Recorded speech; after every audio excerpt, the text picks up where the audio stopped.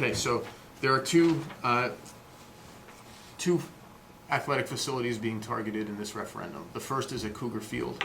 Cougar Field, the property was acquired by the district in the 1970s. Many of the features of the current layout at Cougar Field are original to that time. We have bleachers that are in very rough shape that have been the source of concern for many years that we haven't been able to replace via our annual operating budget.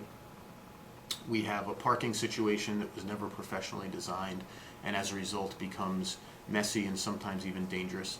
And we have other features and systems at that school, from the sound system to the macadam paving around the field, all that need to be replaced. Finally, we also have a cross-country program that is one of our largest athletic programs in the district. Almost every cross-country event takes place on a cinder path of some kind or another, and we don't have a cinder path in the district on which our athletes can run. So we would be creating a perimeter path around the Cougar Field property that could be utilized by our cross-country teams as well as by residents. Away from Cougar Field, behind the high school, we have two baseball fields that are used, of course, in the spring, but that are also used by our field hockey program and all physical education classrooms at classes at Chatham High School. That field has been beat up over the years by at least 3 different expansion projects. There have been 3 there since I've been in the district. So the field right now is cratered, which prevents proper drainage. The fields are not in the kind of shape that enables us to play on them as soon as we get past the winter and the spring arrives. So the referendum calls for turfing the majority of that field behind the high school, roughly 2/3 of it.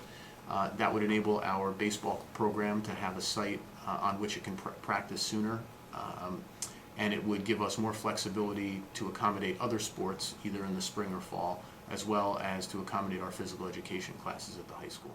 Versus grass.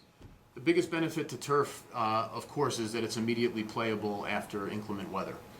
So right now, for example, today is March 11th, and there's still snow on the field behind the high school. There's still snow at Cougar Field and Haas Fields. But once the snow melts at Cougar and Haas, our athletes can get on the field the very next day.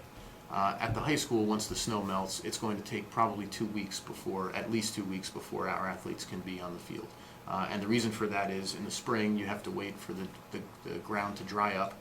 Then we have to perform maintenance activities on the field. And so before you know it, it's April, and our baseball players have not had a chance to get on their home field if you have a rough winter like we've had the last 2 years. So the biggest single benefit from artificial turf is increased use and an ability for us to get on the field sooner rather than later. In addition to that, the maintenance costs associated with a turf field are less because we don't have to mow the field and water it on a regular basis like we do now.